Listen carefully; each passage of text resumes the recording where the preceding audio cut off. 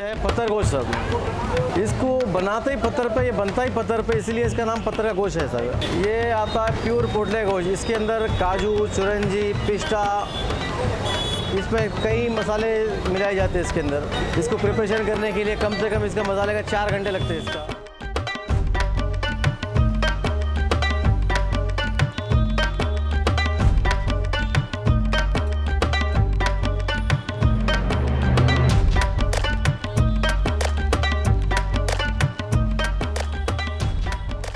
इसे मैरिनेट करने के बाद जो है तो इसको भी इस पे घी लगाते हैं पत्थर पे, जो है तो घी डालने के बाद इसको पत्थर पे डालने के बाद इसको पत्थर गर्म होने के लिए विथिन हाफ एन आवर लगेगा।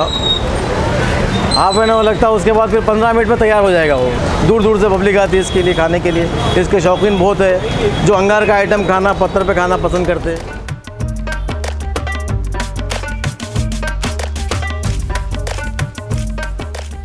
पत्थर का गोश्त जो हैदराबाद की एक बहुत ही एग्जॉटिक डिश के नाम से मशहूर भी है, मकबूल भी है और हैदराबादी दावतों में बड़ी खाई जाती है। यह पत्थर का गोश्त एक ऐसी नॉवेल्टी है जिसके बारे में ख़ुसूसन हिंदुस्तान के दूसरे शहरों में बिल्कुल भी सुनने को कभी नहीं मिला।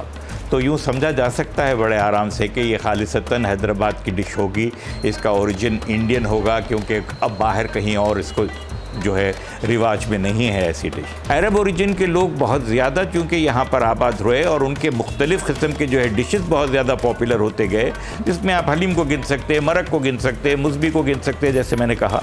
तो पत्थर का गोश्त भी मैं समझता हूँ अपनी पॉपुलैरिटी के हिसाब से उसका ओरिजिन अरब को दिया जाना चाहिए, बरखिलाफ़ किसी और। प्राइस ये है इसका पत्थर गोश्त का 250। ये स्टार्टिंग पीरियड इसका 5:30 से चालू होता है और रात में 3 साढ़े 3 तक, शहर तक रहता सर।